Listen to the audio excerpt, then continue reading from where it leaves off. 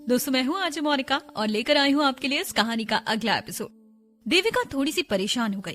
वो किताब ये बता रही थी कि बर्फीले कमल को उगाने के लिए एक बहुत ही नाजुक माहौल की जरूरत होती है, और तो और उसे साधारण पानी नहीं बल्कि पावन पानी की जरूरत होती है। अगर वो बर्फीले कमल के बीज को साधारण पानी में रखते तो वो मुरझा जाते और बर्फीला कमल कभी नहीं उगता। दूसरे शब्दों में, अगर वो बीज साधारण पानी में रखे जाते तो वो मर जाते। उसने पढ़ा कि स्वर्गीय झील के पावन पानी के अलावा शहद से बनी वाइन में भी ये कमल उग सकता था। उस दुनिया में शहद से बनी वाइन बहुत कम मिला करती थी। उसने भी अपनी पूरी जिंदगी में सिर्फ एक ही बार शहद से बनी वाइन को पिया था, और वो तब था जब महाराज ने युद्ध जीतने की खुशी में उसे वो दिया था। वाइन से पौधे भी उगा सकते हैं। देविका ने अपने सर पर परेशान होकर हाथ रखा। भले ही ये वाइन बहुत कीमती है और बहुत कम मिलती है, देविका उस वाइन के बारे में जानती थी। देखा जाए तो देविका को शहद वाली वाइन के बारे में पता था, पर उस स्वर्गीय झील का तो उसने नाम तक नहीं सुना था। वो वाइन उसे महाराज ने दी थी। इसका ये मतलब है कि शायद थोड़ी वाइन अभी भी उनके महल में कहीं रखी हो। देविका ने उस दिन के बारे में सोचा जब उसके दादाजी ने उसे राजकुमार तरुण के भाई के जन्मदिवस के उत्सव पर अपने साथ ले जाने की बात कही थी। यही समय सबसे सही समय होगा जब वो महल में शहद वाली वाइन को ढूंढ पाएगी। उसे अपनी संबंधी आत्मा तैयार करने के तरीके तो मिल गए थे, पर उसके पास उन्हें शुरू करने के लिए सही तरीके नहीं थे। जब वो अपने तरीकों को शुरू करने के बारे में सोच रही थी, तभी उसके दिमाग में भूतिया शहर का हादसा आया। तब से राजकुमार तरुण और तेजाश्री के चेहरे उतरे हुए थे। भूतिया शहर के कायदे कानून के हिसाब से राजकुमार तरुण उस जवान बच्चे का कुछ नहीं बिगाड़ सकता था, जिसने उसके मुंह पर कई बार जोर से थप्पड़ मारा था। राजकुमार तरुण ने गुस्से में सोचा कि उसने तेजाश्री को खुश करने की लाख कोशिश की, पर अंत में उस जवान बच्चे ने आकर सब कुछ बिगाड़ दिया। उसकी इतनी हिम्मत कैसे हुई कि उसने राजकुमार तरुण के साथ ऐसा बर्ताव किया? राजकुमार तरुण ने चित्रकार को बुलाकर उस जवान बच्चे का चित्र बनवा लिया था। वो उसका भूतिया शहर में कुछ नहीं बिगाड़ सकता था। एक बार उसे कहीं बाहर मिलने दो, राजकुमार तरुण उसे मजा चखा देंगे। उसी रात राजकुमार तरुण ने अपने आदमियों को उस बच्चे को ढूंढने के लिए भेज दिया था, पर उस बच्चे के बारे में न कुछ पता चला और न ही वो बच्चा खुद दिखाई दिया, मानो जैसे कि वो अचानक से गायब हो गया हो। राजकुमार तरुण ने अपने आदमियों को भूतिया शहर के एंट्रेंस पर भी नजर रखने को कहा था, पर वहाँ से भी उस बच्चे के बारे में कोई खबर नहीं मिली। सारा शहर पहले राजकुमार के जन्मदिन की तैयारियों में व्यस्त था, और उसी में कितना समय कहाँ चला गया पता ही नहीं चला। उनके जन्मदिन के पहले की रात मौर्य अर्जुना ने देविका और गौरव मौर्य को अपने कमरे में बुलाया। इस बार सिर्फ मौर्य अर्जुना को ही नहीं, बल्कि गौरव मौर्य को भी जन्मदिन के उत्सव में बुलाया गया था। बड़े राजकुमार का जन्मदिन कल है, तुम दोनों को मेरे साथ वहाँ आना होगा। वहाँ पर अशोक का आना मना है, इसलिए तुम्हारे चाचा जी की देखभाल के लिए तुम्हें ही रहना होगा देविका। अर्जुन मौर्य ने देविका को नाज से देखते हुए कहा। उनकी पोती पर अब वो बिना किसी हिचकिचाहट के साथ भरोसा कर सकते थे। मौर्य समाज का भविष्य भी अब उसी के हाथों में है। देविका ने सिर हिलाकर बोला, ठीक है, एक बात और देविका, बाहर के लोगों को तुम्हारे चाचा जी की तबीयत के बारे में अभी तक कुछ भी नहीं पता है। उन्हें अभी भी ऐसा लगता है कि वो जल्द ही हमें छोड़कर चले जाएंगे। अगर उन्हें कुछ भी पता लग गया तो बवाल मच जाएगा। देविका, क्या तुम्हारे मास्टर के पास ऐसा कोई उपाय है जिससे हम तुम्हारे चाचा जी को कुछ समय के लिए बहुत बीमार दिखा सकते हैं? मौर्य अर्जुना को इतनी चिंता इसलिए हो रही थी क्योंकि महाराज ने गौरव मौर्य को 5 दिन पहले ही उत्सव में आमंत्रित किया था। इतने सालों से महाराज सिर्फ मौर्य अर्जुना को ही आमंत्रित करते थे, पर इस साल और 2 लोगों को आमंत्रित किया गया था। इसी वजह से मौर्य अर्जुना कुछ परेशान से हो गए थे। देविका को तो महाराज ने इसलिए बुलाया था क्योंकि उन्हें उसका और राजकुमार तरुण के रिश्ते के टूटने का अफसोस था, जबकि गौरव मौर्य को उनका न्योता बहुत देरी से मिला था। गौरव मौर्य के शरीर में जहर फैलने की बात सबको पता चल चुकी थी, और बहुत से लोगों को लगा था कि वो इसी महीने में अपनी आखिरी सांसें ले लेंगे। पर जब वो अभी भी जिंदा थे, बहुत से लोगों को बेचैनी हो रही थी। ऐसा लग रहा था कि बड़े राजकुमार के जन्मदिन का उत्सव कोई मामूली उत्सव नहीं था, बल्कि ये उत्सव इसलिए मनाया जा रहा था ताकि सब लोग गौरव मौर्य की हालत के बारे में पूछताछ कर सकें। इस वक्त चाचा जी की तबीयत कैसी है? देविका ने मौर्य अर्जुना के सवाल का जवाब जल्दी नहीं दिया। देविका गौरव मौर्य का चेकअप कर रही थी। गौरव मौर्य की हालत पिछली बार से काफी बेहतर थी। उनका खून साफ हो चुका था और उनके शरीर में से जहर निकाल दिया गया था। देविका ने सारे मेडिकल तरीके खुद आजमाए थे। एक्यूपंक्चर और दवाइयों ने अपना असर दिखा दिया था। फिलहाल तो गौरव मौर्य अपने पैरों की शक्ति बढ़ाने की कोशिश कर रहे थे। वो अपने आप धीरे धीरे लकड़ी की मदद से चलना सीख रहे थे। भले ही गौरव मौर्य अभी भी तकलीफ में थे, उनकी ये हालत पहले से काफी बेहतर थी, गौरव मौर्य ने खुशी से बोला, मैं पहले से काफी बेहतर महसूस कर रहा हूँ। मुझे ऐसा लगता है कि मैं 6 महीने के अंदर वापस चलने लग जाऊंगा। उनकी खुशी फूले न समा रही थी। देविका ने गौरव मौर्य को सावधानी से बोला, सब कुछ जल्दबाजी में नहीं कर सकते हैं। माना कि आपकी हालत पहले से काफी बेहतर है, पर हम कोई भी रिस्क नहीं ले सकते, क्योंकि अगर कुछ गलती हो गई तो हम वापस से आपको ठीक नहीं कर पाएंगे। गौरव मौर्य दिखने से तो बहुत कोमल और विनम्र थे, पर वो अक्सर चीजों को जल्दबाजी में खत्म कर देते थे। ऐसा ही कुछ एक बार उनके चलने की कोशिश करते वक्त भी हुआ था। उन्होंने जल्दबाजी में चलने की कोशिश की और ऐसा करके वो गिर गए। फिर अशोक ने उन्हें उठाकर उनके कमरे में वापस ले आया। देविका ने गौरव मौर्य को इसी बात की याद दिलाई।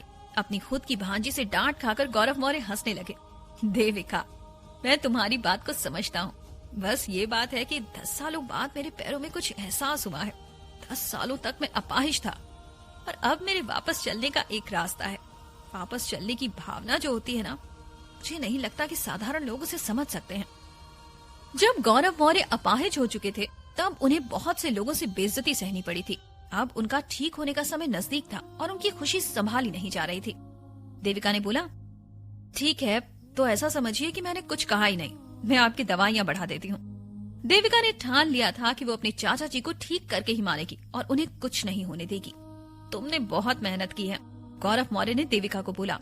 पहले उनका देविका की तरफ इसलिए प्यार था क्योंकि वो उनकी भांजी थी और उनका उसके साथ कुछ रिश्ता था। गौरव मौर्य को जल्द से जल्द ठीक होना था क्योंकि उन्हें अपने परिवार को सुरक्षित रखना था। दादाजी, आप चिंता मत कीजिए। जो बात आपने कही है उसी बात के बारे में मास्टर ने भी सोचा है। मैं चाचा जी को कल कुछ दे दूंगी जो उनकी सेहत को ज्यादा तकलीफ नहीं पहुंचाएगी। देविका ने इस बारे में समय से पहले ही सोच लिया था। उसने ऐसी कुछ दवाइयां बनाई थी जो मुश्किल के समय में काम आ सकती हैं। मौर्य अर्जुना और गौरव मौर्य को खुशी थी कि उनकी और देविका के मास्टर की सोच मिलती जुलती थी। ऐसा लग रहा था कि देविका के मास्टर अब उनके परिवार की सारी मुसीबत को छूमंतर करके ही मानेंगे। वापस से स्वास्थ्य प्राप्त करने के समय में गौरव मौर्य के पैर ही नहीं वापस आए थे, बल्कि उनकी सारे शरीर की ताकत वापस आ गई थी। दूसरी तरफ मौर्य अर्जुना का स्वास्थ्य इतना अच्छा हो गया था कि पूछो ही मत। मौर्य अर्जुना ने बोला, देविका, तुम्हारे मास्टर ने हमारे ऊपर बहुत आभार किया है, पर फिर भी वो किसी चीज की मांग नहीं करते हैं। उन्हें इन सब चीजों से फर्क नहीं पड़ता है। देविका ने मौर्य अर्जुना से कहा। अब देविका इतना चाहती थी कि गौरव मौर्य और अर्जुना मौर्य एकदम शक्तिशाली हो जाएं। उनके साथ साथ देविका को भी अपनी शक्ति बढ़ाकर ताकतवर बनना था। इसी ताकत से देविका को धरती पर सारे दुश्मनों को खत्म कर देना था। जन्मदिन की तैयारियों में दिन जल्दी गुजर गया। दूसरा दिन शुरू हुआ और सारा का सारा महल जन्मदिन की शाही दावत की तैयारी करने लग गया।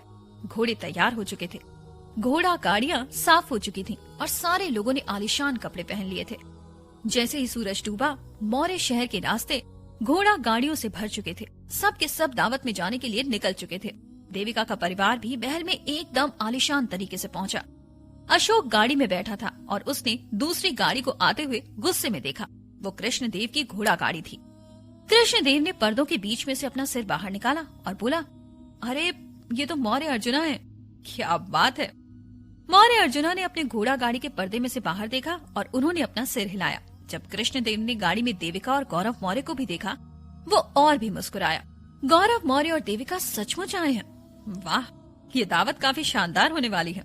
पर मुझे तो इस बात की चिंता हो रही है कि क्या गौरव मौर्य का कमजोर शरीर ये सब संभाल पाएगा। पर आप फिक्र न करना मौर्य अर्जुना, मैंने कुछ नौकरों को कह दिया है कि वो गौरव मौर्य की सही तरीके से देखभाल करें। मौर्य अर्जुना ने कहा, इसके लिए बहुत बहुत शुक्रिया। फिर कृष्णदेव पर्दों को बंद करके अपनी गाड़ी में बैठ गया। जैसे ही वो वहाँ से गायब हुए, देविका ने बोला, उस आदमी ने आज ऐसी क्या चीज खा ली कि उसका बोलना ही बंद नहीं हो रहा था। कृष्णदेव सच में बहुत फिजूल की बातें करता था। मौर्य अर्जुना और गौरव मौर्य समझ गए कि देविका क्या कहना चाहती थी और जल्दी से उसकी बात पर हंसने लग गए। कृष्णदेव तो बस महाराज का भाई है, इसीलिए इतना नाटक करता है। उसमें एक ढंग की कला नहीं है। वो अपना दिमाग ज्यादा इस्तेमाल नहीं करता, इसीलिए उसके बारे में चिंता करने की कोई जरूरत नहीं है। असली खतरा तो उनसे है जो अपनी ताकतों को कभी नहीं दिखाते और फिर उन्हीं ताकतों से आपकी पीठ पर वार करते हैं। गौरव मौर्य देविका को लेकर काफी चिंतित थे क्योंकि वो अब भी छोटी है और उसने दुनिया नहीं देखी। वो देविका को इस दुनिया के सारे खतरे से बचा कर रखना चाहते थे। काले बिल्ली को प्यार करते वक्त देविका बोली, मुझे ऐसा कुत्ता नहीं चाहिए जो मुझे ही काटे। देविका की पीठ पीछे हमला करना है। पहले देविका को वो करने का मौका तो देने दो, फिर उसके बारे में सोचना। भूतकाल में देविका ने सिर्फ एक ही इंसान पर विश्वास किया था। इस दुनिया में उसने वो विश्वास मौर्य अर्जुना और गौरव मौर्य को दिया है, जिनके अलावा वो ये विश्वास किसी और को दे भी नहीं सकती थी। गौरव मौर्य ने देखा कि देविका को उसकी बात का मतलब समझ आ गया था। वो भी जोर से हंसने लगा। कभी कभी गौरव मौर्य को ऐसा लगता था कि उसकी भांजी कुछ ज्यादा ही जल्दी बड़ी हो गई है।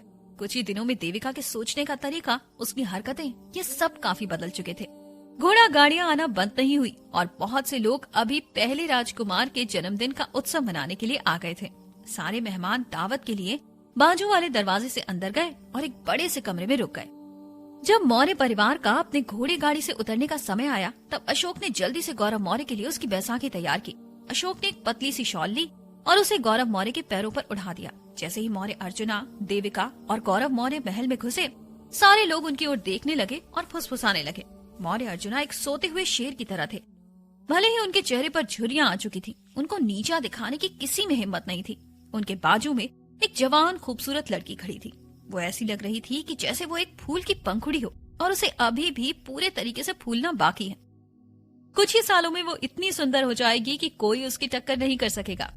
खूबसूरती के मामले में देविका को बहुत कम लोग टक्कर दे सकते थे। सबको पता था कि उस नाजुक और कमसिन सी शक्ल के नीचे एक ऐसी लड़की है जिसका गुस्सा हर वक्त 7वें आसमान पर रहता है। देविका की हरकतों और उसकी शरारतों के बारे में सब जानते थे, इसीलिए कोई उसे नीचा दिखाने की हिम्मत नहीं करता था।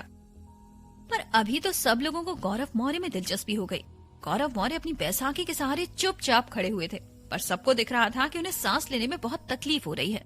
सब लोगों को उनकी भारी भारी सांसें सुनाई दे रही थीं। सारे लोग जानते थे कि गौरव मौर्य की हालत खराब थी और वो कुछ ही दिनों में अपनी आखिरी सांसें लेंगे। अब आज गौरव मौर्य को देखकर सबका शक सही निकला कि उनकी मृत्यु जल्द ही आने वाली थी। लोग सोच रहे थे कि अगर मौर्य अर्जुना सारी जड़ी बूटियां भी इस्तेमाल कर लें, तो भी वो उनके बेटे को बचा नहीं पाएंगे। फिर उन्होंने मौर्य अर्जुना को उदास और परेशान देखा। इस बात ने उन्हें यकीन दिला दिया कि अब गौरव मौर्य के अंतिम दिन नजदीक हैं। कुछ लोग आगे आए और मौर्य अर्जुना से कुछ सहानुभूति के शब्द बोलकर गए। ये नाटक बहुत देर तक चला और दोनों बाप बेटे एकदम घायल दिखाई दे रहे थे। इन सब में देविका पर किसी ने भी ध्यान नहीं दिया। गौरव मौर्य की अचानक मृत्यु के सामने देविका का रिश्ता टूटना कुछ नहीं था। आखिर देविका कर ही क्या सकती थी। पिछले कुछ समय से वो काफी सुधार कर चुकी थी, पर देविका को उसकी जगह अच्छी तरह से पता थी। अब सारे लोग दावत के लिए जा रहे थे। पूरी जगह में अब गाने, लाइट और लोगों की हंसी भरी हुई थी। तो आज के इस एपिसोड की कहानी यही था। अगले एपिसोड के साथ फिर मिलती हूँ आपसे।